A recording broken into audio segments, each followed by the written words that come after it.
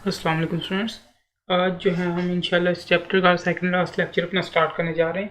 तो सबसे पहले आप सब लोग जो है दुरूद पाक पढ़ लें, उसके बाद जो है हम आज का लेक्चर स्टार्ट करते हैं।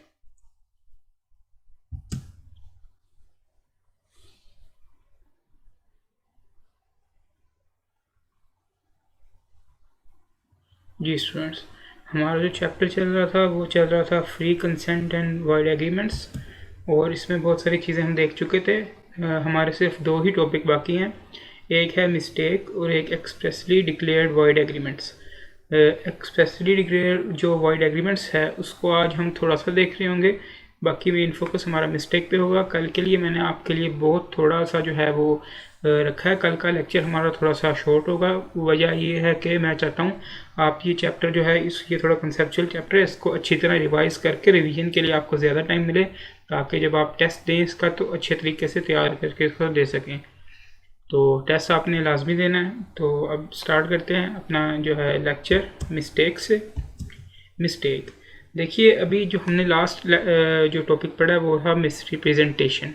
उसमें और मिस्टेक में बहुत सारी सिमिलैरिटीज़ नज़र आ रही होंगी और हम इनको डिफ्रेंशिएट भी कर रहे होंगे। तो आपने अपना जो दिमाग है उसको हाजिर रखना है। मिस्टेक क्या होती है, मिसस्टेटमेंट क्या होती है, ये हम पढ़ चुके हैं। आज मिस्टेक क्या होती है ये पढ़ेंगे और थोड़ा सा डिफरेंस हम देखेंगे। तो स्टार्ट करते हैं। सबसे पहले मिस्टेक की डेफिनेशन। मिस्टेक जैसे नाम से आपको पता चल रहा है कि मिस्टेक जो है वो गलती है। किसी भी किस्म का एरर हो सकता है, किसी भी किस्म की ओमिशन हो सकती है, किसी भी किस्म की गलती हो सकती है। मिस्टेक गलती होती है। इसकी ऑफिशियल अगर हम डेफिनेशन देखें, the term mistake has not been defined in the contract act 1872। Contract act 1872 में जो मिस्टेक है उसको डिफाइन ही नहीं किया गया। तो कॉन्ट्रैक्ट एक्ट में तो मिस्टेक को डिफाइन नहीं किया गया, लेकिन मिस्टेक की जो एसेंशियल वगैरह हैं और इसकी एग्जांपल्स हैं उनकी बेसिस पे जो हमें मिस्टेक की डेफिनेशन नज़र आती है ना, in context of contract law it can be defined as an erroneous belief at contracting that certain facts are true. मतलब हमारा गलत बिलीव क्या कि जो ये फैक्ट्स हैं ना ये सही हैं। ऐसी चीज़ गलत फैक्ट्स को हम सही कह रहे हैं, हम यकीन कर रहे हैं गलत फैक्ट्स पे और उनको सही कह रहे हैं, ये जो है ये गलती होती है किसी भी तरह की। अब आप कहेंगे सर जो मिस्टेक हमने पढ़ी थी ना, सॉरी मिसरिप्रेजेंटेशन जो हमने पढ़ी थी, मिसरिप्रेजेंटेशन में भी इस तरह हो रहा था। जो पार्टी खुद को नहीं पता था वो क्या कह रहा है, वो सही है कि गलत है, और वो जो गलत था उसको वो ठीक कह रहा था। मतलब इनोसेंटली वो किसी भी सब्जेक्ट मैटर के बारे में, किसी भी एग्रीमेंट के बारे में इनोसेंटली वो गलत बयानी कर रहा था, उसको नहीं पता था। मिस्टेक भी आप ये बता रहे हैं मिस्टेक भी है, ये तो मिस्टेक और जो मिसरिप्रेजेंटेशन है वो तो सेम हो गई। बिल्कुल भी सेम नहीं हुई। क्यों? जो मिसरिप्रेजेंटेशन है ना उसमें हम रिप्रेजेंट करते हैं, और जो एरर है ना मिस्टेक है उसमें हम रिप्रेजेंट नहीं कर रहे होते। दोनों में मेन डिफरेंस ही है। अब जैसे जैसे हम आगे जो एग्जांपल्स हैं इसकी करेंगे वो हमें मेन क्लियर होता जाएगा कि ये किस तरह से हम जो है मिसरिप्रेजेंटेशन में हम रिप्रेजेंट कर रहे थे, किस तरह से मिस्टेक में हम रिप्रेजेंट नहीं कर रहे थे। इसलिए मैंने एक एग्जांपल मिसरिप्रेजेंटेशन की भी शामिल की है, ताकि जो डिफरेंस है वो आपको क्लियर हो सके। तो मिस्टेक जो है वो गलती होती है, हमारा गलत बिलीव होता है किसी चीज़ के बारे में जिसे हम सही समझ रहे होते हैं, जिस फैक्ट्स को हम सही समझ रहे होते हैं कि ये हमारे लिए फैक्ट है, ये हमारे लिए हकीकत है, वो गलत होता है। तो किस तरह से गलत होता है, ये एरर भी हो सकता है, ओमिशन भी हो सकता है। और जो पार्टी होती है इसमें भी इनोसेंट होती है। जो मिसरिप्रेजेंटेशन थी उसमें भी पार्टी को नहीं पता था, वो इनोसेंट थी। इसमें भी जो है वो पार्टी इनोसेंट होती है, पार्टी को नहीं पता होता। मिसरिप्रेजेंटेशन जो हमने पढ़ी थी उसमें रिप्रेजेंट कर रहा था किस तरह से। एग्जाम्पल हम मिसरिप्रेजेंटेशन की देखते हैं। Mister A sold his horse to mister B. Mister A ने अपना जो घोड़ा है वो मिस्टर बी को बेच दिया, saying that his horse can run with the speed of 200 kph। 200 kilometre per hour की स्पीड से जो है उसका घोड़ा दौड़ सकता है। ये जो है उसने बयान करके, ये रिप्रेजेंट करके मिस्टर ए ने मिस्टर बी को बेच दिया। अब देखें, मिस्टर ए ने मिस्टर बी को कहा कि मेरा घोड़ा 200 kph की स्पीड से दौड़ सकता है। उसने उसको रिप्रेजेंट किया, अपने घोड़े को उसने रिप्रेजेंट किया कि मेरा घोड़ा 200 की स्पीड से दौड़ सकता है। अब ये बात आपने थोड़ा ज़हन में बैठाते जाना है। उसने रिप्रेजेंट किया, मिस्टर ए ने मिस्टर बी को घोड़ा बेचा, सेइंग दैट, सेइंग का मतलब यही है कि उसने कहा, उसने रिप्रेजेंट किया, उसने जाहिर किया कि जो मेरा घोड़ा है वो 200 की स्पीड से दौड़ सकता है। Mister A also believe that his horse can run as fast. Mister A जिसने कहा उससे भी खुद को भी यही पता है कि भाई मेरा घोड़ा 200 की स्पीड से दौड़ सकता है, लेकिन इनफैक्ट उसने कभी उस घोड़े को टेस्ट नहीं किया कि मेरे घोड़े की स्पीड कितनी है। As fact but in fact horse can not run such fast, लेकिन इनफैक्ट इतना तेज़ घोड़ा नहीं दौड़ सकता। मतलब मिस्टर ए जो खुद कह रहे हैं ना, वो मिस्टर ए को भी कंफर्म नहीं है कि मैं सही कह रहा हूँ या गलत कह रहा हूँ। वो अपने तरफ से उसको सही समझ रहा है, लेकिन वो गलत बयान नहीं कर रहा है। लेकिन वो क्या कर रहा है, रिप्रेजेंट कर रहा है। मिस रिप्रेजेंटेशन में रिप्रेजेंटेशन लाजमी आ रही होगी, गलत रिप्रेजेंटेशन हो रही है, मिस रिप्रेजेंटेशन हो रही है, लेकिन रिप्रेजेंटेशन है। This is case of misrepresentation and contract voidable at the opinion of mister B. अब हम एक मिस्टेक की डेफिनेशन एग्जाम्पल देखते हैं। Atif agrees to buy from Babar a certain horse. Atif ने एग्रीमेंट किया बाबर से उसका कोई घोड़ा, कोई मखसूस घोड़ा जो है उसको खरीदने का। It turns out that the horse was dead at the time of bargain, though neither party was aware of the fact. जिस वक्त वो कॉन्ट्रैक्ट कर रहे थे ना, उसका जो घोड़ा है वो मरा हुआ था। यहाँ पे उसने कुछ रिप्रेजेंट किया है, कुछ जाहिर किया है, उसने अपने घोड़े के बारे में कुछ कहा है? नहीं। उसका जो सब्जेक्ट मैटर था जिसके बारे में वो कॉन्टैक्ट कर रहे थे वो एग्जिस्ट ही नहीं करता उस वक्त। दोनों को नहीं पता, दोनों जो पार्टीज कॉन्टैक्ट कर रही हैं, जिस घोड़े के बारे में वो कॉन्टैक्ट कर रही हैं, वो दोनों को ही नहीं पता कि ये घोड़ा है ये मर चुका है, ये घोड़ा जो है ये डेड है, ये जिंदा नहीं है। तो उन्होंने लेकिन कुछ रिप्रेजेंट नहीं किया। आतिफ ने जो है वो बाबर को कुछ रिप्रेजेंट नहीं किया, ना ही बाबर ने आतिफ को कुछ रिप्रेजेंट किया। जबकि मिस रिप्रेजेंटेशन के केस में वाज़ेह रिप्रेजेंटेशन आपको नज़र आ रही है। वो जो मिस्टर ए है वो कह रहा है कि मेरा घोड़ा 200 की स्पीड से दौड़ सकता है, वो रिप्रेजेंट कर रहा है। यहाँ पे किसी किस्म की कोई रिप्रेजेंटेशन मौजूद नहीं है, ये सिर्फ एक गलती है। दोनों को गलती लगी उस सब्जेक्ट मैटर के बारे में, सब्जेक्ट मैटर के बारे में उनको गलती हुई। क्या गलती हुई? वो समझ रहे थे कि ये जिसके बारे में हम कॉन्टैक्ट करने जा रहे हैं वो जिंदा है, लेकिन वो मरा हुआ था, वो डेड था, जिसकी वजह से, गलती की वजह से एग्रीमेंट वॉइड हो गया। इस एग्रीमेंट का क्या असर होता है ये तो हम देख लेंगे, लेकिन फिल वक्त इतनी आपकी समझने की बात है इन दो डेफिनेशंस में कि आपको ये चीज़ समझ आ रही हो कि रिप्रेजेंटेशन, मिस रिप्रेजेंटेशन और मिस्टेक में डिफरेंस क्या होता है। मिस्टेक में भी पार्टीज इनोसेंट होती हैं, मिस्टेक में भी जो है वो फैक्ट्स को गलत समझ रहे होते हैं। मिस्टेक की को एज सच कोई डेफिनेशन कॉन्ट्रैक्ट एक्ट में नहीं दी गई, लेकिन मिस्टेक और मिस रिप्रेजेंटेशन में डिफरेंस होता है। वो डिफरेंस मैंने आपके सामने बयान किया। इसको आप एक दफ़ा डिफरेंस को डाइजेस्ट करें। अगर कोई बात आपको जो है वो समझ नहीं आती वो आप मुझसे पूछ सकते हैं व्हाट्सएप। अब मिस्टेक की हम बात कर रहे हैं। अभी तक हमने जितने भी देखे मिस रिप्रेजेंटेशन देखी, उसमें क्या था, मिस जो है वो अंडर इन्फ्लुएंस देखा, हमने फ्रॉड देखा, हमने कोर्शन देखा।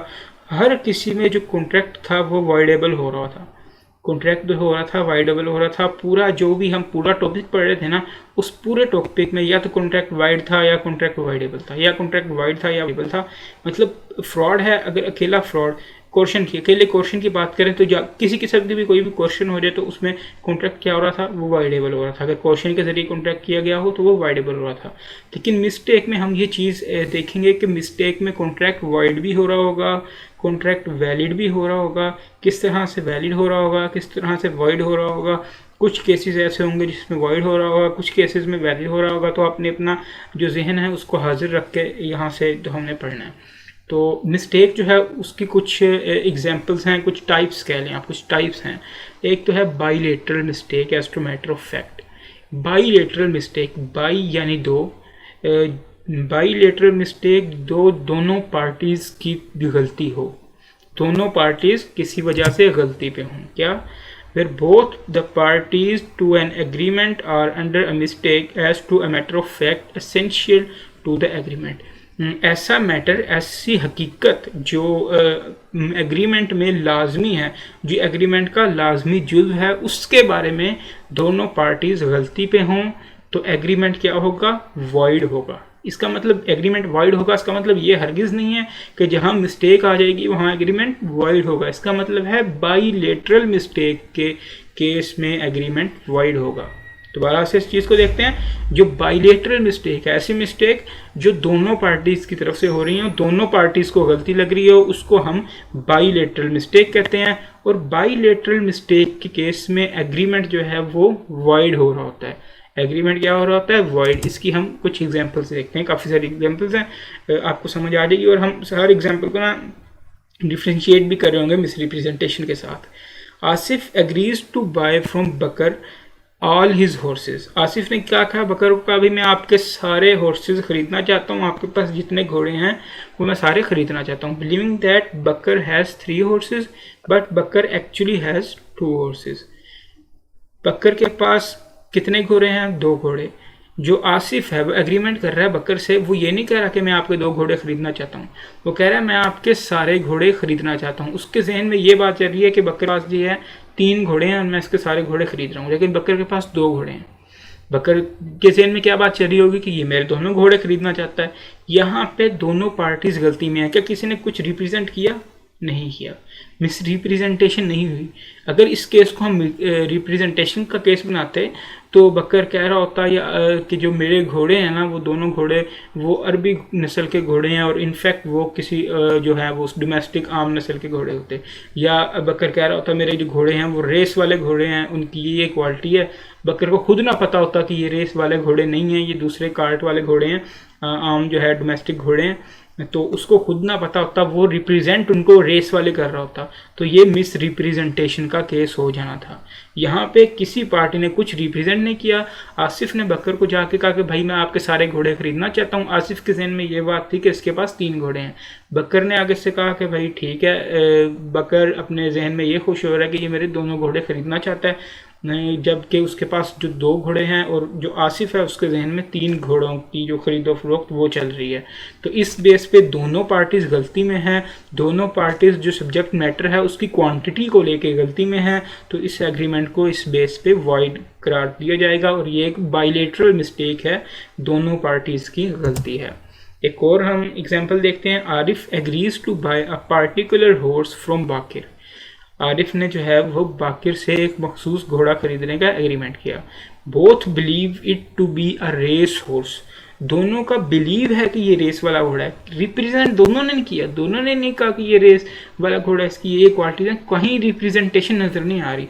दोनों का यकीन ये है कि ये रेस वाला घोड़ा है, but it turns to be a cart horse. लेकिन ये जो है वो डोमेस्टिक घोड़ा निकला।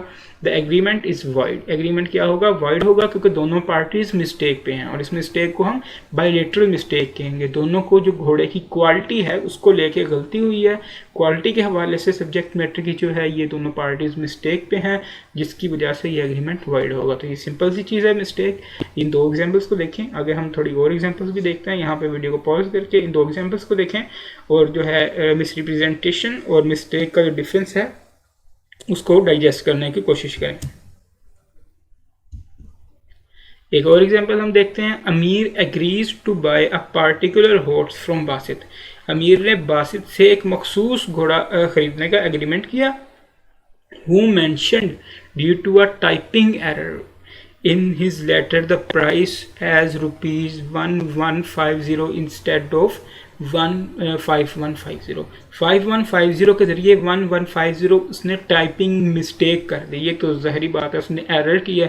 एरर हम अभी जब डेफिनेशन पढ़ रहे थे नीचे मैंने आपको 3 चीज़ें लिख के दी हुई थी। एरर, ओमिशन, इस तरह का वर्ड अगर दोनों वर्ड्स में से कोई वर्ड आ जाए तो आपने उसको बिना जो है वो थोड़ा सा इवेल्युएट करके आपने सोच समझ के इसको मिस्टेक की तरफ जो है वो केस स्टडी का रुख मोड़ देना है, क्योंकि एरर जो है वो मिस्टेक की एक टाइप है। एरर का उर्दू तर्जमा भी गलती है, मिस्टेक का उर्दू तर्जमा भी गलती है। जो जहाँ पे एरर हो गया वहाँ पे ओबियसली गलती होगी। The agreement is void because is bilateral mistake. दोनों पार्टीज गलती पे हैं। जिसने लिखा उसने तो लिख के ही गलती की, उसने तो लिखा ही गलत है, और जिसने पढ़ा तो ओबियसली वो तो गलती पड़ेगा।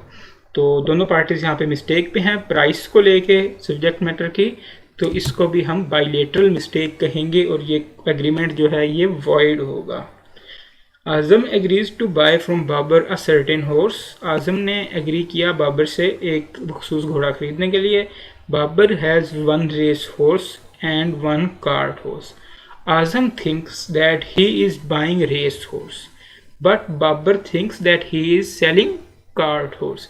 बाबर के पास 2 घोड़े हैं, आजम ने उससे एक घोड़ा खरीदने का एग्रीमेंट किया। आजम ने उसको टाइप नहीं बताई कौन सा मैंने घोड़ा खरीदना है। आजम के ज़हन में ये चल रहा होगा कि उसके पास भाई एक ही घोड़ा है, रेस वाला घोड़ा है, तो मैं वो खरीद लूँगा रेस वाला घोड़ा। लेकिन आजम के पास 2 घोड़े हैं, हो सकता है उसके पास जहन में ये ना चल रहा हो कि इसके पास एक ही घोड़ा है, उसके पास 2 ही घोड़े तसव्वुर कर सकता है। लेकिन वो प्राइस की वजह से या किसी चीज़ की वजह से इस तरह का शो करना चाह रहा हो कि मैं जो है वो रेस वाला घोड़ा खरीद रहा हूँ। लेकिन बाबर क्या सोच रहा है कि मैं जो इसको है वो कार्ट हॉर्स बेच रहा हूँ, दूसरा डोमेस्टिक घोड़ा बेचने जा रहा हूँ। तो दोनों पार्टीज़ यहाँ पे मिस्टेक पे हैं।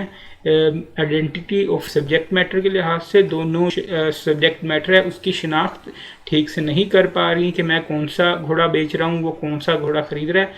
दोनों पार्टीज गलती पे हैं, तो ये बायलेटरल मिस्टेक है और एग्रीमेंट क्या होगा, वॉइड होगा। इसी तरह से एक और example, Adeel agrees to buy. अब यहाँ पे कहीं पे देखें, अगर मिस्टेक्स की एग्जांपल हम देखें, रिप्रेजेंटेशन किसी किस्म की कोई पार्टी नहीं कर रही। अगर रिप्रेजेंटेशन कर देगी, गलत रिप्रेजेंटेशन कर देगी, तो फिर वो मिस रिप्रेजेंटेशन का केस बन जाएगा। इस लास्ट में जो है एग्जांपल इसमें भी देखें, Adeel agrees to buy a particular horse from Mazhar. Adeel ने एग्रीमेंट किया मजहर से एक मखसूस घोड़ा खरीदने के लिए।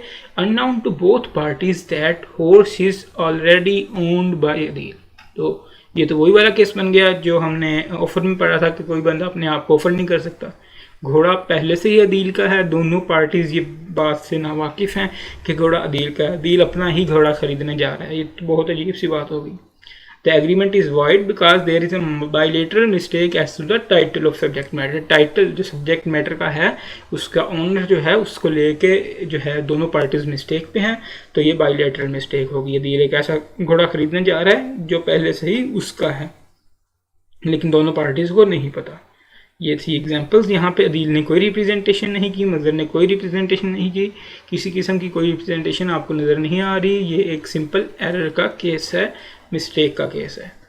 तो इन डेफिनेशन, इन एग्जांपल्स को आप पढ़ लें, मिस्टेक की डेफिनेशन देख लें, और जो है इसको जो डिफरेंस है इसको आप थोड़ा सा डाइजेस्ट कर लें। बेसिकली ये समझने की बात है। इधर से अगर कोई क्वेश्चन आया तो मोस्टली वो अगर पूछेगा तो यहाँ से केस स्टडी ही पूछेगा, क्योंकि डेफिनेशन तो मिस्टेक की वैसे ही नहीं है।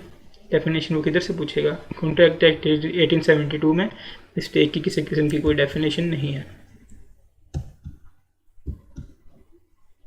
एक नोट, ये मैंने आपको फ्रॉड के टाइम पे भी पढ़ाया था कि सिर्फ ओपिनियन जो है वो किसी किस्म का किसी इंसान का फ्रॉड नहीं हो सकती, सिर्फ ओपिनियन मिस रिप्रेजेंटेशन नहीं हो सकती। एरर में भी मैं यही कहूँगा कि सिर्फ ओपिनियन जो है वो एरर नहीं हो सकती। अगर किसी की राय गलत हो गई है, वही जो हमने पिछले गार्डन वाली एग्जांपल ली, एक ज़मीन है उस पर जो है 2500 दरख्त जो है वो उगते हैं। मिस्टर ए ने मिस्टर बी को कहा, मिस्टर बी ने पूछा कि जो ये ज़मीन है, ये जो मैं आपसे ख़रीदना चाह रहा हूँ, इस पर कितने दरख्त उगते हैं? उसने कहा इस पर जो है वो 2500 के करीब दरख्त जो हैं वो एक सीज़न में उग जाते हैं आराम से। तो जब उसने उगाए तो वो उनकी तादाद 2300 निकली। अब वो उस पर केस नहीं कर सकता, क्योंकि ये उसकी ओपिनियन थी, उसकी राय थी कि मेरे ख्याल से एवरेज यहाँ पे जो है 2500 के करीब दरख्त जो हैं वो उग जाते हैं। तो ये उसकी ओपिनियन थी जो गलत साबित हो गई। तो ओपिनियन को हम ना ही फ्रॉड कह सकते हैं, ना ही मिस स्टेटमेंट कह सकते हैं, ना ही एरर कह सकते हैं, ना ही किस्म की मिस रिप्रेजेंटेशन कह सकते हैं। इसकी एग्जांपल देखते हैं। ताज bought a plot of land from Raj for a large sum as they both were of the opinion that the property prices will surge in few days. उन्होंने जब दोनों ने जो प्लॉट है वो ख़रीदा, उन्होंने एग्रीमेंट किया और एग्रीमेंट में उनकी सोच ये थी कि कुछ देर बाद जो है वो प्रॉपर्टी की प्राइसेस बढ़ जाएंगी। Unexpectedly the property prices fell significantly. वो पहले वो एक एस्टिमेट लगा के बैठे थे, उनकी राय ये थी, उनका एक एस्टिमेट था कि प्राइसेस जो हैं वो बढ़ जाएंगी, लेकिन क्या हुआ? The property prices fell significantly in that particular area. उस एरिया में जो है वो प्राइसेस कम हो गई। Taj can not rescind the contract as the erroneous opinion as to the value is not deemed to a mistake as to matter of fact. यही बात जो हमने की, ये उसकी ओपिनियन थी, ये उसका एक एस्टिमेट था। इसको हम गलती नहीं कह सकते, इसको हम मिसस्टेटमेंट नहीं कह सकते, इसको हम फ्रॉड नहीं कह सकते। ये इन तीनों बातों में आपके जो ये नोट है ये काम आएगा। इसको आपने एक बार ही जहन में बिठाना है। उसके बाद अभी हमने पढ़ी बाइलेटरल मिस्टेक, दोनों पार्टीज गलती पे थी। अब पढ़ते हैं यूनिलेटरल मिस्टेक। मेरे ख्याल से ये बताने से पहले ही आप लोगों के जहन में जो बात है वो आ चुकी होगी कि यूनिलेटरल मिस्टेक, यूनि का मतलब वन होता है, तो यहाँ पे एक पार्टी गलती में है, एक पार्टी जो है वो गलती पे थी।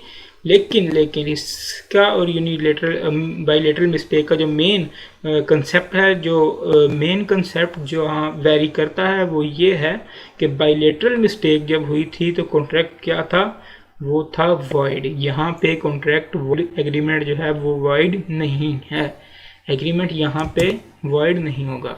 For example, Azam buys a painting believing it to be worth 100,000। Azam ने एक पेंटिंग खरीदी, उसने यकीन जो है उसका ये था, इस पे बिलीफ ये था कि ये पेंटिंग जो है वो 1,00,000 रुपए की है, while in fact the worth is only 10,000 rupees, लेकिन उसकी कीमत थी 10,000 रुपये। गलती पे सिर्फ एक पार्टी है, आजम, क्योंकि उसने पेंटिंग खरीदी ये सोच के कि 1,00,000 की पेंटिंग है, मैं 10,000 में खरीद रहा हूँ, लेकिन वो पेंटिंग जो है वो 10,000 रुपये की थी। This is a unilateral mistake and the contract is valid. और ये यूनिलेटरल मिस्टेक है, एक पार्टी गलती पे है, तो कॉन्ट्रैक्ट वो वॉइड नहीं है, कॉन्ट्रैक्ट जो है वो वैलिड कॉन्ट्रैक्ट तस्वर किया जाएगा।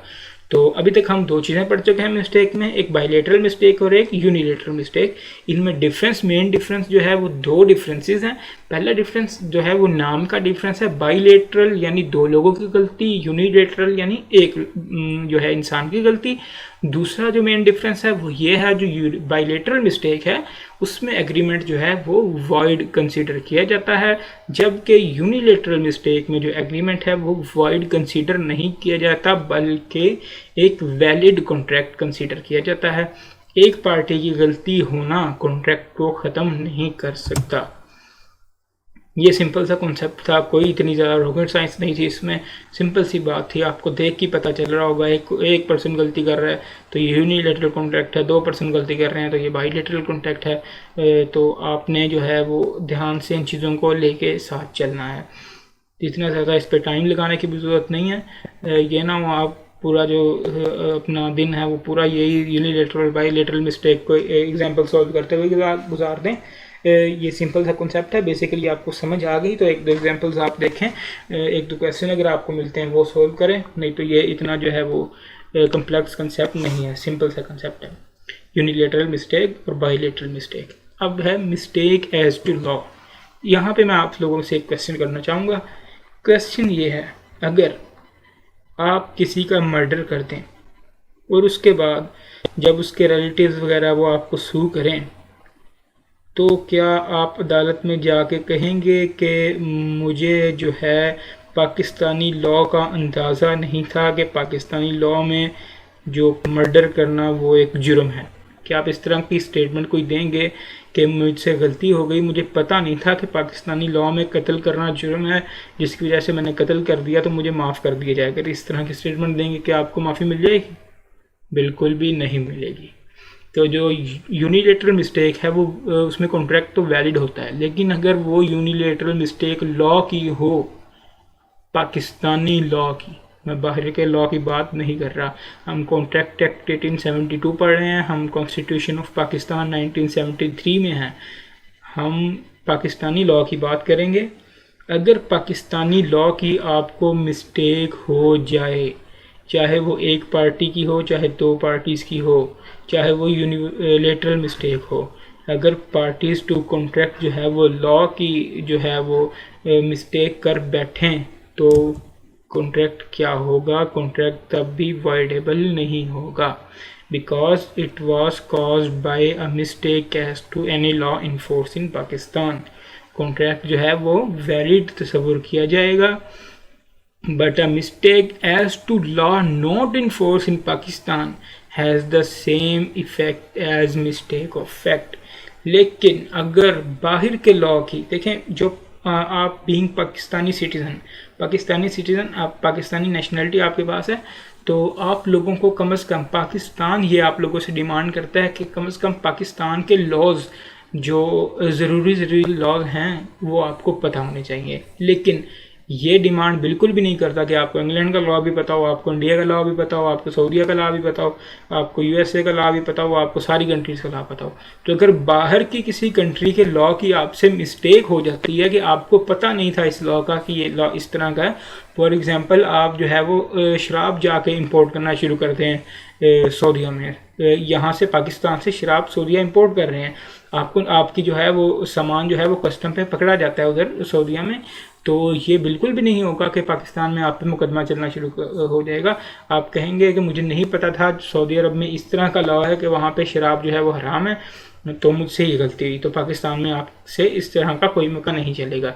लेकिन अगर आप पाकिस्तान में कोई इस तरह का लॉ की मिस्टेक करते हैं, आप चोरी करने के बाद कहते हैं कि भाई मुझे ना पता नहीं था कि मैंने इससे जो कॉन्ट्रैक्ट किया ना, मिस्टर ए से जो है कॉन्ट्रैक्ट करते हैं कि आप मुझे 1 लाख रुपया दो, तो आपने जो चोरी की है ना, जितना सामान आपने चोरी किया उसको मैं आपको ना बचा लूँगा, उसको मैं छुपा लूँगा सामान को, तो आपको मैं बचा लूँगा। तो कल को जब आपको पकड़ा जाता है तो आप ये नहीं कह सकते कि मुझे पता ही नहीं था कि चोरी करना जो है वो पाकिस्तान में जुर्म है, तो आपका इसकी आपको सज़ा जो है वो दी जाएगी।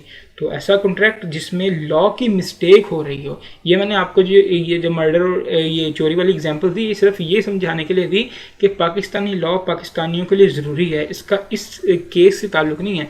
इस केस में किस तरह की एग्जांपल आएंगी, उस तरह की एग्जांपल आएंगी जिसमें लॉ की मिस्टेक लग रही हो, आपको किसी किस्म से लग रहा हो कि पाकिस्तानी लॉ में ना ये चीज़ नहीं है। फॉर एग्जांपल आप किसी से जो है वो कॉन्ट्रैक्ट करते हो कर्जे का, आप कर्जा लेने का कॉन्ट्रैक्ट कर्जा देते हो किसी को, और वो कर्जा देते हो 20% के रेट पे, और पाकिस्तानी लॉ में ये लिखा हुआ है कि कोई भी पर्सन अगर किसी को कर्जा देगा तो वो 12% से ज़्यादा पे नहीं दे सकता। आप 20% पे दे देते हो, आपको पता नहीं है कि पाकिस्तानी लॉ में इस तरह की बात लिखी हुई है कि 12% से ज़्यादा पे मैं जो है वो इंटरेस्ट रेट पे लोन नहीं दे सकता।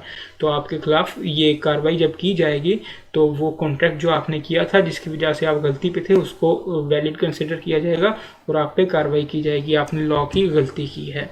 इस तरह की जो है हम केस एक देखते हैं, Azam and Babar makes a contract which is based on erroneous believe that a particular debt is barred by Pakistani law of limitation. उन्होंने समझा ये जो पार्टिकुलर डेट है जिसके बारे में हम कॉन्ट्रैक्ट करने जा रहे हैं, इस किस्म का जो कर्जा है वो पाकिस्तान में बार्ड है, पाकिस्तान में बंद है और लॉ की लिमिटेशन में आता है। तो उन्होंने उस तरह का जो है वो कॉन्ट्रैक्ट कर लिया, उनको गलती लगी, उनको जो है वो लॉ की मिस्टेक हुई उनसे, तो कॉन्ट्रैक्ट लॉ की मिस्टेक की बेस पे वॉइडेबल या वॉइड नहीं हो जाएगा, बल्कि ये कॉन्ट्रैक्ट जो है ये वैलिड कॉन्ट्रैक्ट कहलाएगा। मिस्टेक एज टू लॉ दोबारा से बात करते हैं हम। बात क्या करते हैं, एक बायलेटरल मिस्टेक की बात की, दोनों पार्टीज की गलती थी। यूनिलेटरल मिस्टेक की बात की, एक पार्टी की गलती थी। यूनिलेटरल मिस्टेक में एक पार्टी की गलती लेकिन कॉन्ट्रैक्ट वैलिड। बायलेटरल मिस्टेक में दोनों पार्टीज की गलती, कॉन्ट्रैक्ट एग्रीमेंट वाइड। लेकिन मिस्टेक एज टू लॉ, अगर लॉ के हवाले से किसी किस्म की पार्टी से कोई मिस्टेक है तब भी कॉन्ट्रैक्ट जो है वो वैलिड है, बिल्कुल यूनिलेटरल मिस्टेक की तरह। एक और एग्जांपल है इसकी, Andrew a Pakistani agrees to export a particular medicine to Boris, अब फॉरेन नेशनल, उसने मिस्टर बोरिस को जो है वो मेडिसिन एक्सपोर्ट करने का एग्रीमेंट कर लिया एंड्रयू ने। Unknown to both of them, उन दोनों को नहीं पता, the law of that country has banned the sale of sale and purchase of that particular में जो है वो पार्टिकुलर मेडिसिन, उनको नहीं पता जो है वो बाहर के मुल्क का जो लॉ है उस लॉ में जो ये पार्टिकुलर मेडिसिन है इसकी खरीदो फरोख्त बैन हो चुकी है। ये किस लॉ की मिस्टेक है? पाकिस्तानी लॉ की मिस्टेक नहीं है, ये फॉरेन लॉ की मिस्टेक है।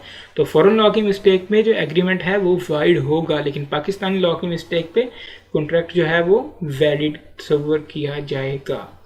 तो ये मिस्टेक एज टू लॉ का कंसेप्ट था, इसको आप देख लें, सिंपल सा कंसेप्ट है, सिंपल सी चीज़ें हैं। आगे चलते हैं हम। इस जो टॉपिक जो हमने अभी पढ़ा है उसके क्वेश्चन जो है मैंने ढूंढे, तो मुझे इतने कोई ख़ास क्वेश्चन इसके मिले नहीं, ना मुझे इतनी कोई ख़ास केस स्टडी मिली। कल जब हम अपने चैप्टर को क्लोज कर रहे होंगे तब क्वेश्चन डिस्कस कर रहे होंगे। अगर कोई और क्वेश्चन मेरे सामने आया तब मैं उस वक्त आपको जो क्वेश्चन है उधर सॉल्व करवा दूंगा। फिर वक्त मुझे ये क्वेश्चन मिला, ये सिंपल जो है वो क्रैमिंग वाला क्वेश्चन था। Explain what effects the following have on the validity of contract, unilateral mistake of law in force in Pakistan, unilateral mistake का क्या इफेक्ट होता है, unilateral mistake as to matter of fact, unilateral mistake as to matter of fact का क्या effect होता है, mutual mistake of foreign law, और foreign law दोनों पार्टीज की जो मिस्टेक है फॉरेन लॉ के हवाले से उसको क्या इफेक्ट होता है। तो यही बात है जो अभी हम डिस्कस करके आए हैं। इन case of unilateral mistake of law in force in Pakistan the contract is not voidable, contract voidable नहीं होगा। इन case of unilateral mistake of fact of the contract is not voidable. तो ऑब्वियसली जो है वो यूनिलेटरल मिस्टेक जिस किस्म की भी हो, कॉन्ट्रैक्ट जो है वो वाइडेबल नहीं होगा बल्कि कॉन्ट्रैक्ट वैलिड होगा। इन case of mutual mistake of foreign law the agreement is wide. अगर दोनों की म्यूचुअल मिस्टेक है फॉरेन लॉ के बारे में, फॉरेन लॉ के बारे में किसी किस्म की कोई मिस्टेक है तो कॉन्ट्रैक्ट जो है वो वाइड कंसीडर किया जाएगा। पाकिस्तानी लॉ की अगर मिस्टेक होती तो कॉन्ट्रैक्ट वाइड नहीं होना था बल्कि कॉन्ट्रैक्ट जो है वो वैलिड कंसीडर किया जाना था। तो ये सिंपल सी चीज़ें हैं, इन चीज़ों को आपने जहन में बिठाने की कोशिश करनी है, जहन में बिठाना है इन चीज़ों को, तो साथ साथ इन चीज़ों को लेकर चलना है। ये क्वेश्चंस थे। अब हम चलते हैं जो हमारा आज का आखिरी टॉपिक है, आखिरी जो पार्ट है उसकी तरफ। एक्सप्रेसली डिक्लेयर्ड वाइड एग्रीमेंट्स, कुछ ऐसे एग्रीमेंट्स हैं जिसको लॉ ने अपनी मर्जी से जो है वो वाइड करार दे दिया गया है। इस तरह के एग्रीमेंट्स चाहे यूनिलेटरल मिस्टेक में आ रहे होंगे, बाइलेटरल मिस्टेक में आ रहे होंगे, फ्रॉड में आ रहे होंगे, जिस तरह से मर्जी इस तरह के कॉन्ट्रैक्ट्स जो हैं वो आ रहे होंगे, उनको हम वाइडेबल नहीं कह रहे होंगे, वैलिड नहीं कह रहे होंगे, बल्कि उनको हम वाइड कह रहे होंगे। एक्सप्रेसली डिक्लेयर्ड वाइड एग्रीमेंट्स कौन कौन से एग्रीमेंट्स हैं जी? Restraint of marriage, restraint of marriage का मतलब है शादी से रोकने का जो कॉन्ट्रैक्ट एग्रीमेंट है। For example mister A mister B को कहता है अगर आप शादी ना करो तो मैं आपको 1 करोड़ रुपए दूंगा। दोनों कॉन्ट्रैक्ट साइन कर लेते हैं, ये बिल्कुल ही वाइड एग्रीमेंट है, क्योंकि कॉन्ट्रैक्ट एक्ट 1872 के मुताबिक रिस्ट्रेंट ऑफ मैरिज जो एग्रीमेंट है वो वाइड, एक्सप्रेसली वाइड डिक्लेयर कर दिया गया है लॉ की जानिब से, जिसकी वजह से ये जो एग्रीमेंट है ये वाइड हो जाएगा। Every agreement in restraint of marriage of any person other than a minor is wide, minor के अलावा, क्योंकि माइनर तो अलग है, माइनर तो बच्चा है, उसकी तो शादी वैसे ही नहीं हो सकती। ये तो पाकिस्तान में वैसे लॉ है कि 18 साल से कम उम्र बच्चे की शादी नहीं हो सकती। This is because the law regard the marriage and the marriage status as the right of every individual. जो शादी करना है वो हर किसी जो है जानदार उसका हक है, हर किसी इंसान का जो वो हक है। तो इसकी वजह से जो रिस्ट्रेंट ऑफ मैरिज किसी किस्म का भी एग्रीमेंट होगा वो वाइड कंसीडर किया जाएगा। आप किसी के साथ एग्रीमेंट नहीं कर सकते कि आप अगर शादी ना करो, किसी किस्म से उसको शादी से रोकने का कोई भी एग्रीमेंट नहीं कर सकते। सिंपल सी बात थी। इसकी एग्जांपल भी सिंपल सी है। Bushra promises with Azam for goods consideration that she will not marry Salman, it is a wide agreement, कि वो सलमान से शादी नहीं करेगी। ये कंसिडरेशन गुड्स की सूरत में दे के उसने ये एग्रीमेंट किया, तो ये एग्रीमेंट जो है वो बिल्कुल ही वाइड एग्रीमेंट है। क्यों? क्योंकि शादी से रोकने का किसी भी किस्म का एग्रीमेंट वो वाइड होगा। ये लॉ ने डिक्लेयर कर दिए, इनमें कोई ये जो है वो दो राय नहीं होंगी। अगर इस तरह का कोई केस आपको आ जाएगा, यहाँ से मोस्टली केस स्टडीज ही आ रहे होते हैं, और जब वो इस चैप्टर को फोकस करता है सबसे कम वो मिस्टेक में से पूछ रहा होता है, उसके बाद वो फ्रॉड में जा रहा होता है, कोर्शन में जा रहा होता है, अनड्यू इन्फ्लुएंस में जा रहा होता है, बाकी सारे जो है वो पार्ट्स में जा रहा होता है, और expressly declared void agreements part में भी काफ़ी हद तक वो इन्वॉल्व हो रहा होता है। और मिस्टेक में से जो है वो सबसे कम मोस्टली पेपर पूछ रहा होता है। मिस्टेक और मिसरिप्रेजेंटेशन जो है ना, पास प्रैक्टिस देखा जाए एग्जामिनर की तो वो बहुत कम फोकस रहा है इन दो पार्ट्स पे, बाकी पार्ट्स की निस्बत इस चैप्टर में से। तो पहला एग्रीमेंट तो चाहे एक्सप्रेसली डिक्लेयर वाइड एग्रीमेंट वो था रिस्ट्रेंट ऑफ मैरिज, किसी को शादी से रोकने का एग्रीमेंट जो है वो वाइड होगा।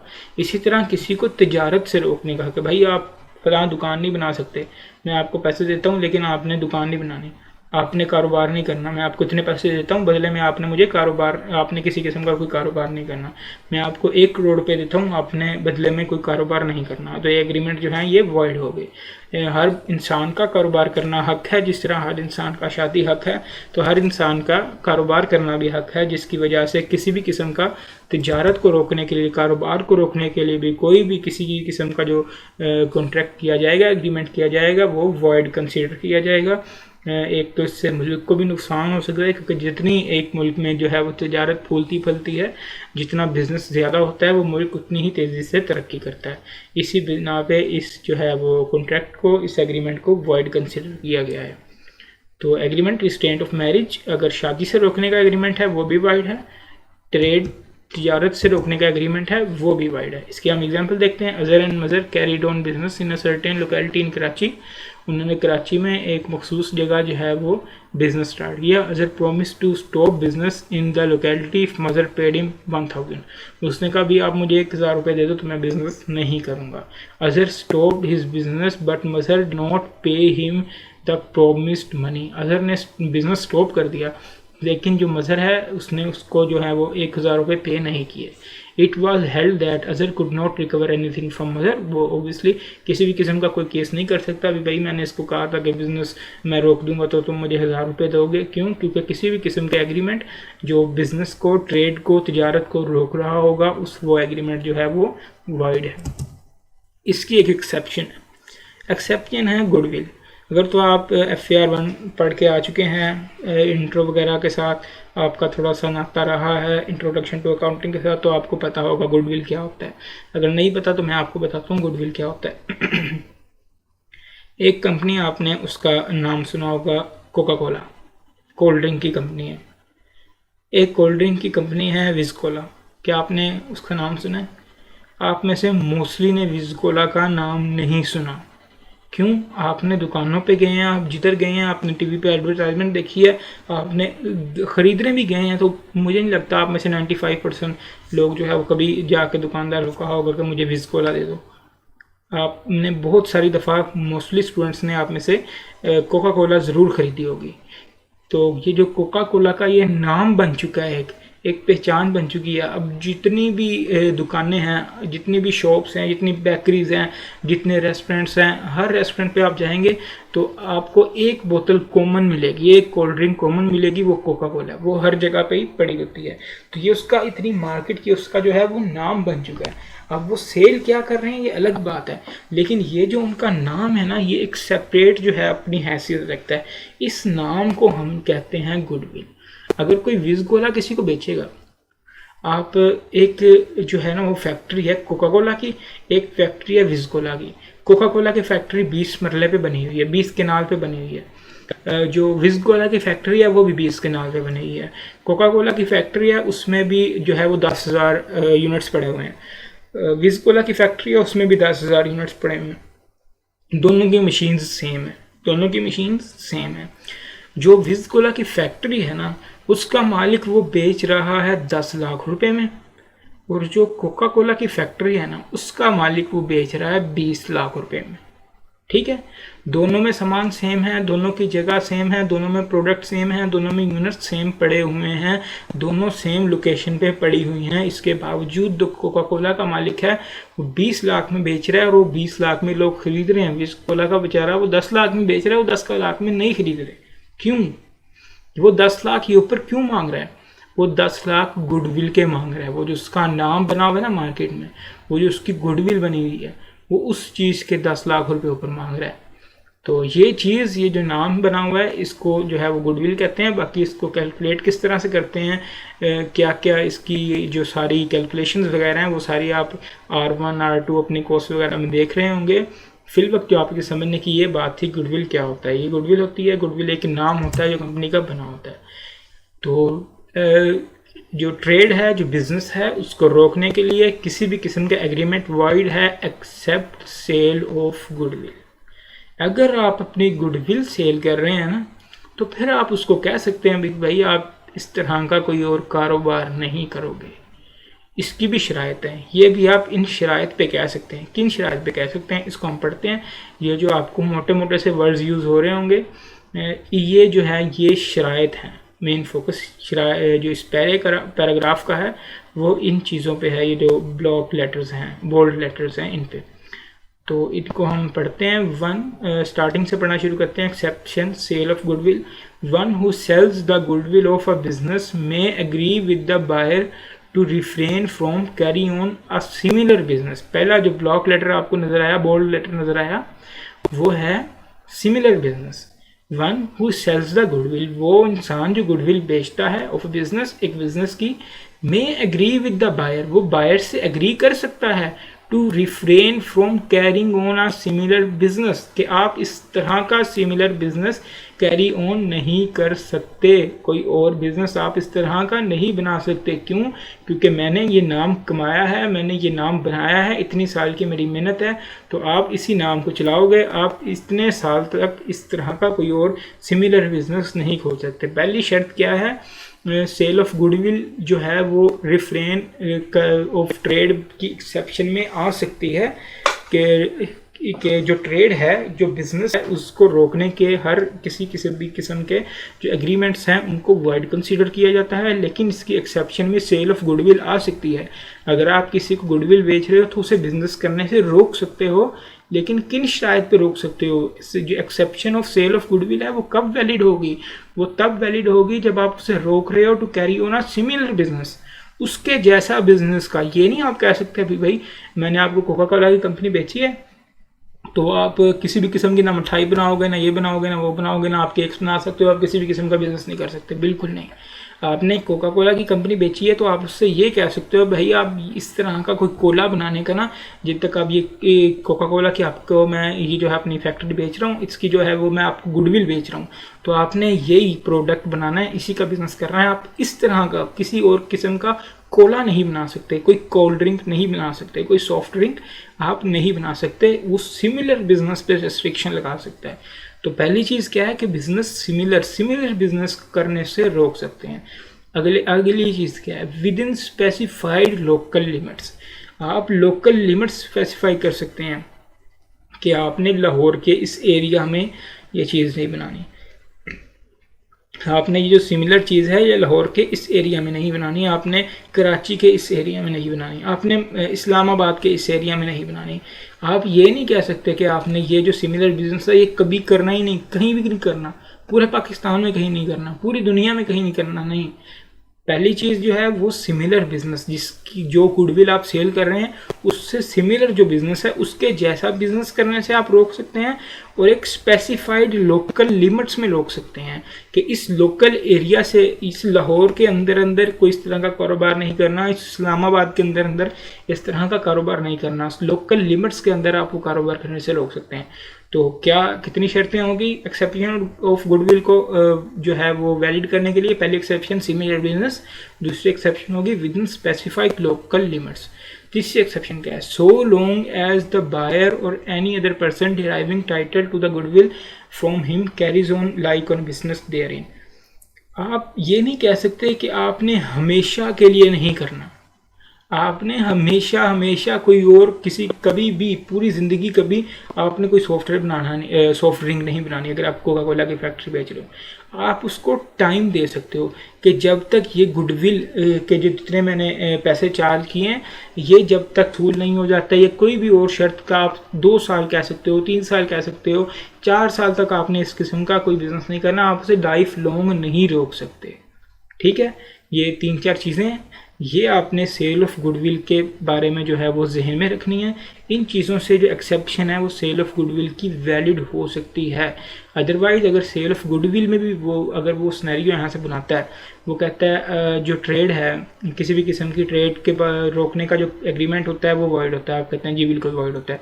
वो कहते हैं जी एक्सेप्शन में इसकी सेल ऑफ गुडविल आता है, आप कहते हैं जी बिल्कुल सेल ऑफ गुडविल इसकी एक्सेप्शन में आता है। वो कहता है तो सेल ऑफ गुडविल कर रहा है एक इंसान, मिस्टर बी को गुडविल सेल कर रहा है और वो साथ शर्त रख रहा है कि आपने बिल्कुल किसी भी किस्म का कोई बिजनेस कैरी ऑन नहीं करना, तो आप फ़ौरन पकड़ लो कि नहीं भाई हमने तो अपने लॉ में पढ़ा हुआ है कि सिमिलर बिजनेस कैरी ऑन नहीं करना, किसी भी किस्म का बिजनेस तो आप कर सकते हो।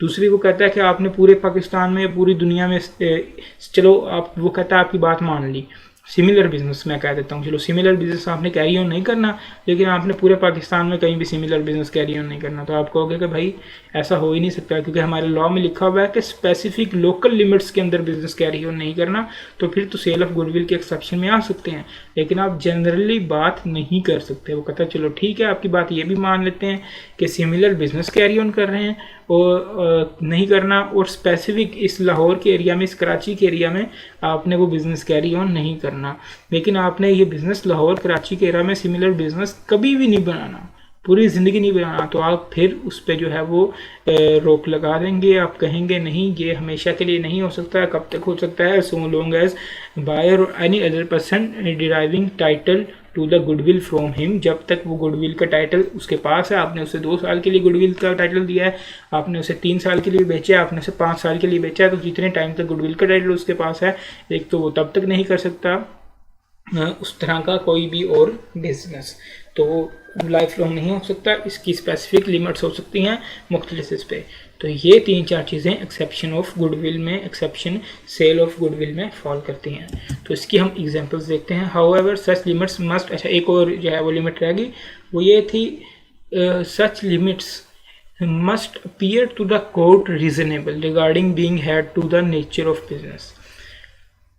ये सारी जो ऊपर हमने बात की, इन सारी चीज़ों में कोई केस आपको इस तरह का दे देता है कि इसमें ये सारी चीज़ें वैलिड हैं, इन चीज़ों से साफ पता चल रहा है कि एक्सेप्शन जो सेल ऑफ गुडविल की है वो वैलिड हो चुकी है, उस बेस पे एक्सेप्शन लिया चुका है। लेकिन आखिर में वो एक छोटी सी लाइन लिख देता है, जो कोर्ट है वो इसको रीज़नेबल नहीं समझ रहा नेचर ऑफ बिजनेस के लिहाज से, तो भी जो ये है एक्सेप्शन में वो फॉल नहीं करेगा, फिर भी वो जो है वो ट्रेड को रोकने का कॉन्ट्रैक्ट वॉइड हो जाएगा। सारी चीज़ें जो हमने ऊपर देखी, उसमें लास्ट चीज़ जिसकी एडिशन है वो है कोर्ट भी उसको रीज़नेबल समझे।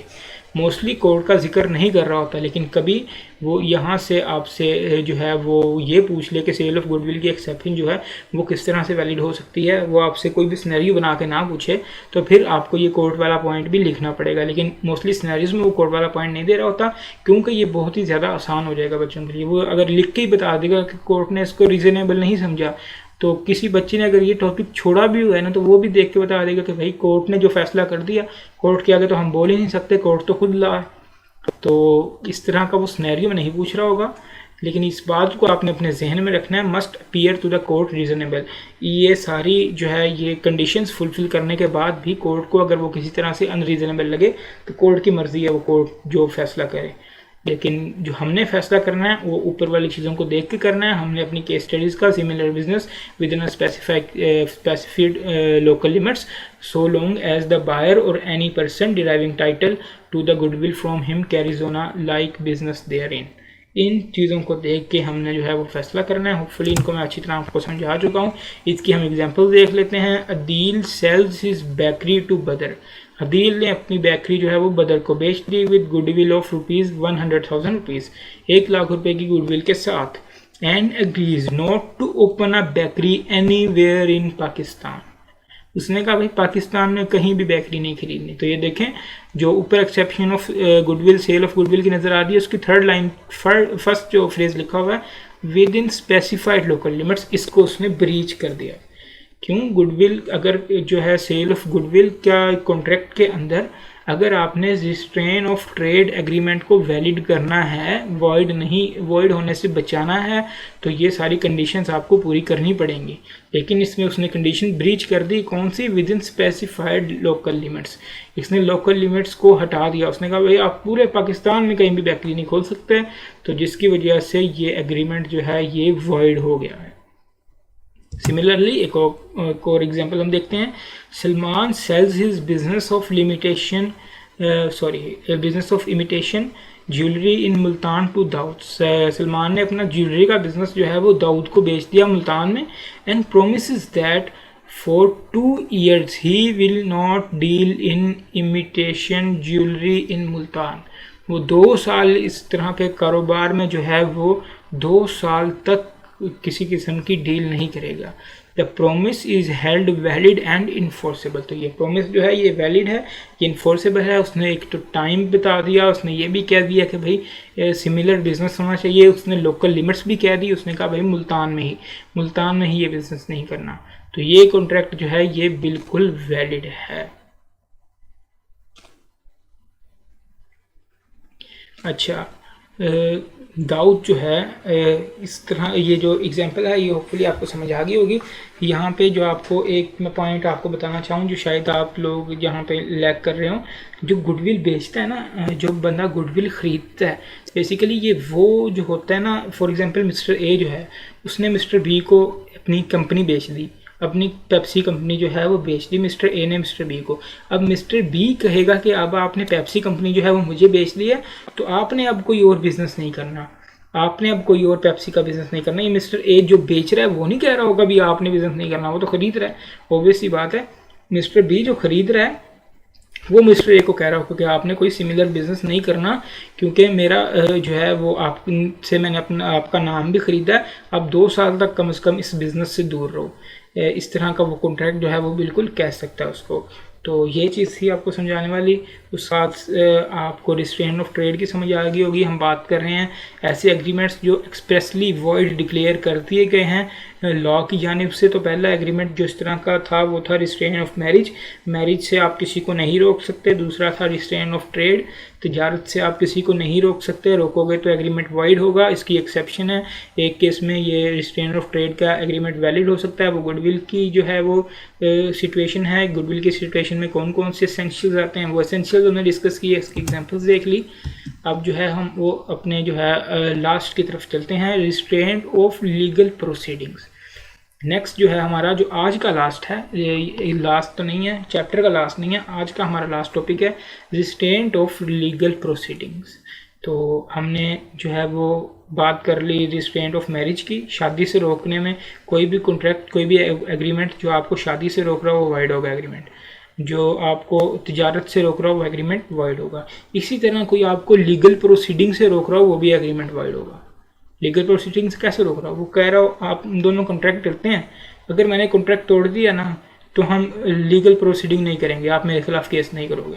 अगर आपने कॉन्ट्रैक्ट तोड़ दिया ना तो मैं आपके खिलाफ केस नहीं करूँगा, ठीक है। इस तरह का भी कोई भी कॉन्ट्रैक्ट जो दूसरे इंसान को लीगल प्रोसीडिंग से रोक रहा हो, क्योंकि जिस तरह से शादी हक है, तिजारत हक है, इसी तरह से लॉ पे भी हमारा हक है, हम लॉ से रुजू कर सकते हैं ज़रूरत पड़ने पे, तो ये हमारा हक है। तो जिसको कोई भी किसी भी एग्रीमेंट के थ्रू रोक नहीं सकता। किसी भी किस्म का एग्रीमेंट जो आपको रोक रहा हो, किसी भी किस्म की लीगल प्रोसीडिंग को जो है रेस्ट्रिक्ट करने से, किसी भी किस्म की लीगल प्रोसीडिंग को रोक रहा हो, तो वो इस तरह का एग्रीमेंट जो है वो भी वॉइड कंसीडर किया जाएगा।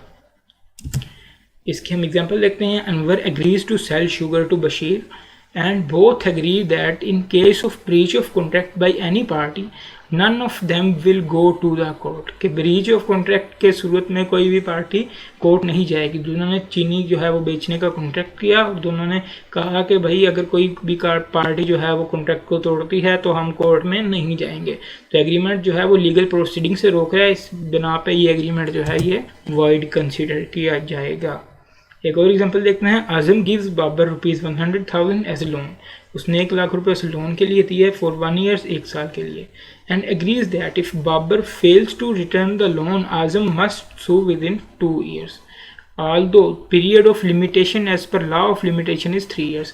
कहना क्या चाह रहा है, वो कहना ये चाह रहा है कि 1 साल के लिए ना उसने जो है वो लोन दिया 1 लाख रुपए का, उसको कहा कि अगर 2 साल तक आपने लोन वापस ना किया, मुझे टाइम तो 1 साल है आपके पास, लेकिन अगर 2 साल गुजर गए फिर भी लोन वापस ना हुआ तो मैं जाके कोर्ट में सू कर दूंगा।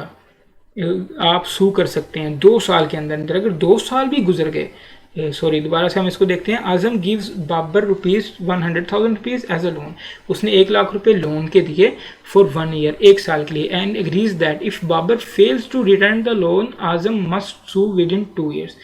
1 साल के लिए उसने पैसे दिए हैं, 1 साल के अंदर अंदर वापस करने हैं। 1 साल के अंदर वापस नहीं करता तो जो दूसरी पार्टी है जिसने पैसे दिए हैं उसके लिए लाजमी होगा कि वो 2 साल के अंदर अंदर उसको सू करे। अगर 2 साल के अंदर अंदर सू नहीं करता, उस पर 2 साल के अंदर अंदर मुकदमा नहीं करता, तो जो है बाबर पैसे देने का मजाज नहीं होगा, वो लायबल नहीं रहेगा पैसे देने के लिए। जबकि हमारे जो लॉ है उसमें लिमिटेशन 3 साल है। अगर आपको कोई डिफ़ॉल्ट कर गया तो 3 साल तक का टाइम है, आप उसके खिलाफ मुकदमा कर सकते हो। अगर 3 साल आप मुकदमा नहीं करते तो फिर वो जो है वो पैसे देने का मजाज नहीं होता। तो ये कॉन्ट्रैक्ट जो ये एग्रीमेंट है, सॉरी ये वॉइड है। ये एग्रीमेंट क्यों वॉइड है? क्योंकि वो उसको लीगल प्रोसीडिंग से उसका जो हक है, कानूनी हक है, उसको इस्तेमाल करने से जो है वो पार्टी रोक रही है, जिसकी वजह से ये एग्रीमेंट जो है ये वॉइड कंसीडर किया जाएगा। तो जो सिंपल बात है, जो मेन बात है, किसी भी किस्म की लीगल प्रोसीडिंग को रोकने के लिए कोई भी एग्रीमेंट किया जाएगा, उस एग्रीमेंट को हम वॉइड कंसीडर करेंगे। इसी तरह 2 एग्जांपल्स हमने देखी इसकी। इसी तरह की आपको केस स्टडी यहाँ से आ रही होगी, लेकिन इसकी भी एक्सेप्शंस हैं। इसकी एक्सेप्शंस क्या हैं? पहले तो हम देखते हैं the following are not the absolute restrictions of legal proceeding. ये 2 ऐसे केस हैं जिनमें जो रेस्ट्रिक्शंस हैं लेकिन वो लीगल प्रोसीडिंग की रेस्ट्रिक्शंस कंसीडर नहीं होती। पहला केस कौन सा है?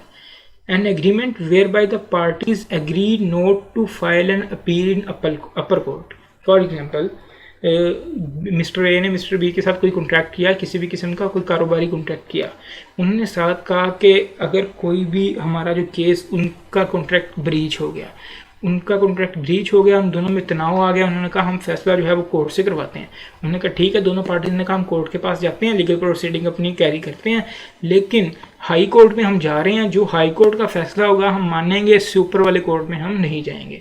इस तरह का एग्रीमेंट जो है ये लीगल प्रोसीडिंग की रिस्ट्रिक्शन में नहीं आएगा। इस तरह का कॉन्ट्रैक्ट जो है वो वैलिड कंसीडर किया जाएगा, क्योंकि जो लॉ वाला हक था, जो लीगल प्रोसीडिंग कैरी ऑन करने वाला राइट था, बेसिक राइट, वो तो मिल चुका है। उसके बाद अगली कोर्ट में ना जाने की बात ये जो है वो अलग हो जाती है। बेसिकली उन्होंने लॉ को किसी भी किस्म से, किसी भी तरह से फॉलो जो है वो किया, वो जो हमारा बेसिक राइट है वो ब्रीच नहीं हुआ। हमारा राइट जो है उस तरह ही वो वहाँ पे अपनी जगह पे कायम है, जिसकी वजह से इस तरह के किसी भी किस्म के एग्रीमेंट को वो वॉइड कंसीडर नहीं किया जाएगा। ये कॉन्ट्रैक्ट जो है ये वैलिड होगा। इसी तरह एक और इसकी एग्जांपल देखते हैं। Agreed contracts Adeel contracts to sell books to Naeem. Adeel ने जो किताबें हैं वो नईम को बेचने का कॉन्ट्रैक्ट किया। In case of dispute they decide that matter shall be taken to district civil court as per law. कि अगर तो किसी किस्म का कोई डिस्प्यूट राइज हुआ तो हम डिस्ट्रिक्ट सिविल कोर्ट में जाएंगे, लॉ के मुताबिक, लॉ को फॉलो करते हुए हम डिस्ट्रिक्ट सिविल कोर्ट में जाएंगे। But no party shall appeal against the decision to the high court. लेकिन अगर इसका फैसला जो भी आता है, जिस पार्टी के भी खिलाफ आता है, वो पार्टी किसी बड़ी कोर्ट में इसको चैलेंज नहीं करेगी। तो इस तरह के एग्रीमेंट जो हैं वो वैलिड कंसिडर होंगे। बिल्कुल इसी तरह का आपको वो सिनेरियो बना के दे रहा होगा। ये तो पहली बात थी जो रेस्ट्रिक्शन ऑफ लीगल प्रोसीडिंग में नहीं आएगी। एक और बात, an agreement whereby the parties select one court of law between two courts equally competent। High court Sindh है, हाई कोर्ट लाहौर है, 2 पार्टीज का इसी तरह से कॉन्ट्रैक्ट हुआ। जो हाई कोर्ट सिंध है, जितना मुअज़्ज़ज़, जितना बड़ा इदारा वो है, उतना ही बिल्कुल हाई कोर्ट लाहौर है। तो दोनों पार्टीज कहती हैं कि हम जो अपने केस का फैसला है ना वो हाई कोर्ट लाहौर में करेंगे, हम हाई कोर्ट सिंध में नहीं जाएंगे। तो ये कॉन्ट्रैक्ट भी वैलिड है, ये भी किसी किस्म की लीगल प्रोसीडिंग्स को नहीं रोक रहा। तो ये 2 कॉन्ट्रैक्ट, एक तो पहली बात तो है किसी भी किस्म की लीगल प्रोसीडिंग को जो एग्रीमेंट रोके वो एग्रीमेंट वॉइड है। लेकिन अगर एग्रीमेंट जो है वो इस तरह से है कि हम अपर कोर्ट में फ़ैसला नहीं लेके जाएंगे, इस कोर्ट में जो फैसला हुआ उसको हतमी मांगेंगे, तो वो भी वैलिड कॉन्ट्रैक्ट है। तो अगर पार्टीज़ ये कहती हैं कि ये 2 इक्वल रैंक्ड कोर्ट हैं, ये भी हाई कोर्ट लाहौर है, ये सिंध कोर्ट जो है ये सिंध की कोर्ट है, तो ये हाई कोर्ट सिंध है, तो दोनों इक्वली रैंक कोर्ट्स हैं, हम अपना फैसला लाहौर हाई कोर्ट से करवाएंगे या हम अपना फैसला सिंध हाई कोर्ट से करवाएंगे। उसके बाद हम लाहौर हाई कोर्ट में या सिंध हाई कोर्ट में नहीं जाएंगे, जिसकी बिना पे ये जो है ये कॉन्ट्रैक्ट है इसको वैलिड कंसीडर किया जाएगा। इस तरह की एग्जांपल देखते हैं। Atif sells sports goods from Sialkot to Naeem. Atif ने जो है वो स्पोर्ट्स गुड्स सियालकोट से नईम को बेची लाहौर में। In case of dispute they may sue in Sialkot court और इन लाहौर कोर्ट। या तो वो सियालकोट के कोर्ट में जो है वो सू कर सकते हैं या लाहौर की कोर्ट में सू कर सकते हैं, दोनों पार्टीज में से जो भी जो है वो डिफ़ॉल्ट कर जाए। Both agree that they will sue in Lahore court only, दोनों ने एग्री कर लिया कि भाई अगर कोई मसला होता है हमारे दरमियान तो हम लाहौर के कोर्ट को चुनेंगे, लाहौर के कोर्ट में सू करेंगे, तो ये एग्रीमेंट वैलिड है, ये agreement restrain of legal proceeding नहीं है। तो ये उसकी छोटे से पॉइंट्स थे, इन पॉइंट्स पे जो है वो आपको देख लें, अच्छी तरह पढ़ लें यहाँ पे वीडियो को पॉज करके। ये सिंपल सी चीज़ें हैं, ये आपको मोस्टली केस स्टडीज में पूछी जा रही होंगी। अब हम इसकी बात कर लेते हैं एक्सेप्शंस की। एक एक्सेप्शन क्या है? Refer to arbitration dispute that may arise, two or more person may agree that any dispute which may arise between them shall be referred to the arbitration and that only the amount awarded in such arbitration shall be recoverable in respect of that dispute so referred। जिस तरह हमने बात की ना कि जो दोनों parties हैं वो ये फैसला कर लें कि भाई हमारे दरमियान अगर कोई मसला होता है तो हम इस कोर्ट में जाएंगे, इससे ऊपर वाले कोर्ट में अपील नहीं करेंगे। बिल्कुल इसी तरह की बात यहाँ पे की जा रही है कि दो पार्टीज ये फैसला कर लें कि हम इसका फैसला आर्बिट्रेशन से करेंगे। आर्बिट्रेटर क्या होता है? पहले तो ये आपके जो चैप्टर 1 में शामिल था, ये सारा जो आर्बिट्रेटर वगैरह का पार्ट होता था, अब उसको निकाल दिया है। तो आर्बिट्रेटर आपने कभी देखे होंगे जो मुंशी होते हैं, सॉरी मुंशी नहीं, पंचायत नहीं लगती, गांव वगैरह में आपने कभी मूवीज़ वगैरह में देखा हो तो एक मोअज़्ज़िज़ बंदा बैठा होता है, दो पार्टी सारे लोग बैठे होते हैं, उससे वो अपने मसलों का फैसला करवा रहे होते हैं, वो एक किस्म का आर्बिट्रेटर होता है। तो समझने के लिए मैं आर्बिट्रेटर आपको पढ़ा नहीं सकता, लेकिन समझने के लिए आप ये तसव्वुर कर लें, वो बंदा जो दोनों पार्टीज़ ने मुत्तफ़िका तौर पे कबूल किया होता है कि ये हमारा फ़ैसला करवाएगा, इसका फ़ैसला हतमी होगा, उसको हम आर्बिट्रेटर कहते हैं। तो इसके हम एग्जांपल देखते हैं, चीज़ों को मज़ीद क्लियर करते हैं। Naeem and Salim while forming a contract agreed that in case of breach of contract by them, Naeem और सलीम ने कॉन्ट्रैक्ट के दौरान ये एग्री किया कि अगर कोई ब्रीच हो जाए कॉन्ट्रैक्ट का उन दोनों में से किसी भी पार्टी से, the matter shall be refer to an arbitrator mutually selected by them, वो दोनों एक आदमी को सिलेक्ट करेंगे जिसको आर्बिट्रेटर कहते हैं। They also agreed that the only that amount damages at may be awarded by such arbitrator shall be payable such an agreement is valid. वो कहते हैं कि हम दोनों जो है पार्टीज़ मिलके एक आर्बिट्रेटर को जो है वो अपॉइंट करेंगे, ये हम दोनों के बारे में फ़ैसला करेगा, हम दोनों की पार्टीज़ जो हैं उनके बयानात को सुन के, और इसका जो भी फ़ैसला होगा ना, जो भी ये पेनल्टी डालेगा, जो भी ये डैमेजेस बताएगा, वो हम दोनों पे वाजिबुल अदा होंगे। इस तरह का अगर कोई कॉन्ट्रैक्ट होता है इस तरह का, तो उसको भी वैलिड कंसीडर किया जाएगा, उस एग्रीमेंट को वैलिड कंसीडर किया जाएगा। ये हम बात क्या कर रहे हैं, ज़रा अपने जहन को दोबारा पीछे लेके जाएं। हम बात कर रहे हैं किसी भी किस्म की लीगल प्रोसीडिंग को रोकने का कोई भी एग्रीमेंट जो है वो वाइड कंसीडर होता है। पीछे हमने दो ऐसी कंडीशन देखी जिनमें जो है वो वॉइड नहीं कंसीडर होता, लीगल प्रोसीडिंग को रोकना ही उसको हम कंसीडर नहीं करते कि ये जो दो पॉइंट्स हैं ये लीगल प्रोसीडिंग को नहीं रोक रहे। पहला पॉइंट था कि अपर कोर्ट में अपील नहीं करनी, दूसरा पॉइंट था कि सेम जो दो सेम लेवल की कोर्ट्स हैं उनमें से एक को चुनना। किसी भी किस्म का ये जो है ये रिस्ट्रेन ऑफ लीगल प्रोसीडिंग नहीं है। उसके बाद हमने कहा जो रिट्रेन ऑफ लीगल प्रोसीडिंग है, लीगल प्रोसीडिंग से रोकने के कॉन्ट्रैक्ट हैं, उसकी सम एक्सेप्शंस हैं। पहली एक्सेप्शन ये है अगर दो पार्टीज़ आपस में ये डिसाइड कर लें कि हम जो है अगर कोई ब्रीच होता है तो हम अब दोनों मिलके एक आदमी को अपॉइंट करेंगे, वो आदमी हम दोनों में फ़ैसला करवाएगा, हम अदालत में नहीं जाएंगे, तो फिर भी ये कॉन्ट्रैक्ट जो है वैलिड कंसीडर किया जाएगा। ये exception of refrain from legal proceeding में आएगा। तो पहली ये चीज़ है। दूसरी एक्सेप्शन हम देख लेते हैं, इसकी दूसरी एक्सेप्शन क्या है? refer to arbitration questions that have already arisen. Two or more persons may agree in writing to refer to arbitration any question between them which has been already arisen.